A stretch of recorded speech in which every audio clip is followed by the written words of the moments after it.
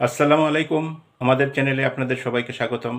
আমাদের চ্যানেলে আমরা জমিজমা ও বিবাহ সংক্রান্ত বিভিন্ন আইনি সমস্যা ও এর সমাধান নিয়ে আলোচনা করে থাকি। তো চলুন শুরু করা যাক আজকের আলোচনা। আজকে যে বিষয় নিয়ে আলোচনা করব, বিষয় হচ্ছে ওয়ারিশ সম্পত্তি পিতা বঞ্চিত করলেও 4টি নিয়মে বঞ্চিত ওয়ারিশরা সম্পত্তি পাবে। আইন কি বলে? আইনের এই জায়গা যদি আপনি না জানেন তাহলে আপনার সর্বনাশ হয়ে যেতে পারে। এই বিষয়টি নিয়ে বিস্তারিতভাবে আলোচনা করব।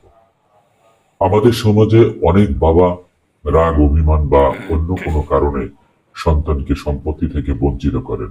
প্রশ্ন হলো, আইনের চোখে এই ওয়ারিশি সম্পত্তির যে অধিকার, এই অধিকার কি শেষ হয়ে যায় নাকি পুনরুদ্ধার করা যায়?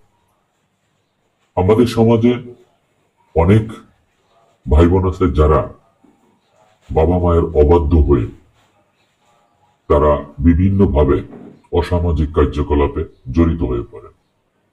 যেমন মাদকাসক্ত হয়ে পড়েন, পরনারী আসক্ত হয়ে পড়েন। তারপরে অনেক সময় দেখা যায় প্রেম গঠিত ব্যাপারে বাবা মায়ের অবাধ্য হয়ে সন্তান অন্য কাউকে বিবাহ করে অন্যত্র চলে যায়। এই সকল রাগ ক্ষোভে পড়ে বাবারা অনেক সময় দেখা যায় যে সন্তানদেরকে তার সম্পত্তি থেকে বঞ্চিত করে দেয়। মূল বিষয় হচ্ছে সম্পত্তির প্রকৃত মালিক যিনি, তিনি কিন্তু ইচ্ছা করলে তার সম্পত্তি রাষ্ট্রীয় আইন মেনে তিনি সেই সম্পত্তি যে কোনো কাউকেই হস্তান্তর করতে পারেন।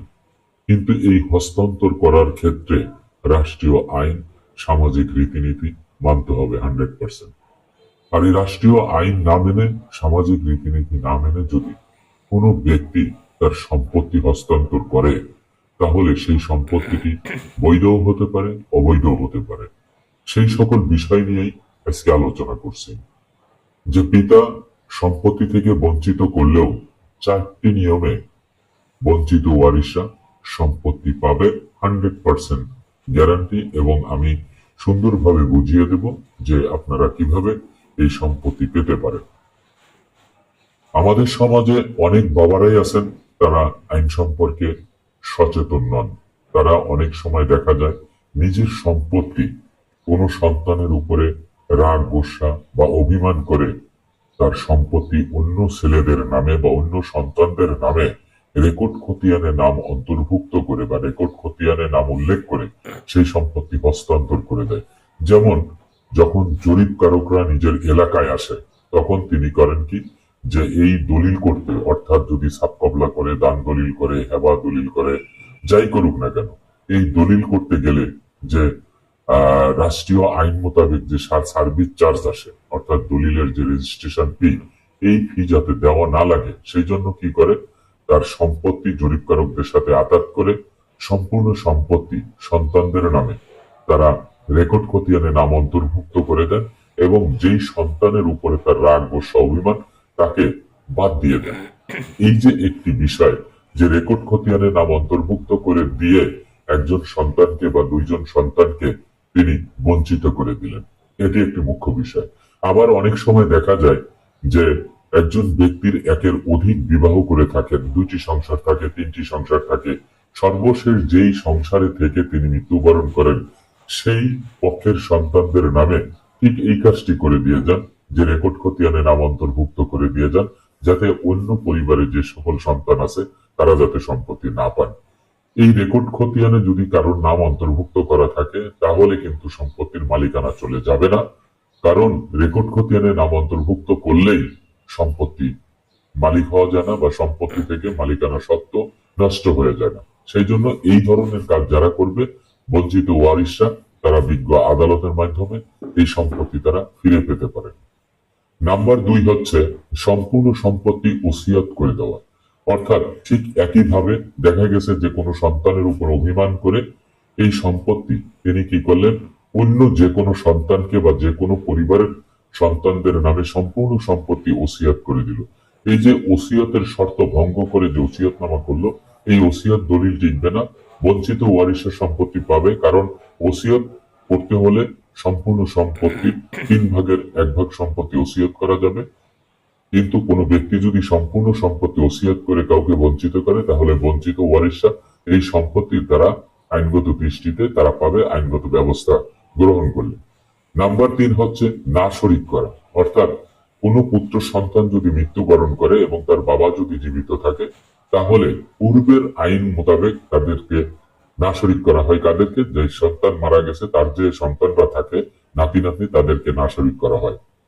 এখানে 1961 সালের 15 জুলাইয়ের আগে এই আইনটি বলবৎ থাকলেও 1961 সালের 15 জুলাইয়ের পরে যারা মৃত্যুবরণ করবে, বাবা জীবিত থাকলেও সেই সকল ব্যক্তি যারা মৃত্যুবরণ করেছেন তাদের যে সন্তান সন্ততি থাকে বা পুত্র সন্তান, কন্যা সন্তান, নাতি নাতনি যারা থাকে, তারা ওই মৃত ব্যক্তি জীবিত থাকলে যে পরিমাণ সম্পত্তি পেত, সেইভাবে ফারাইজ মোতাবেক, হিস্সা মোতাবেক সেই সম্পত্তি মৃত ব্যক্তির সন্তানরা পাবে। এটি হচ্ছে নাম্বার 3।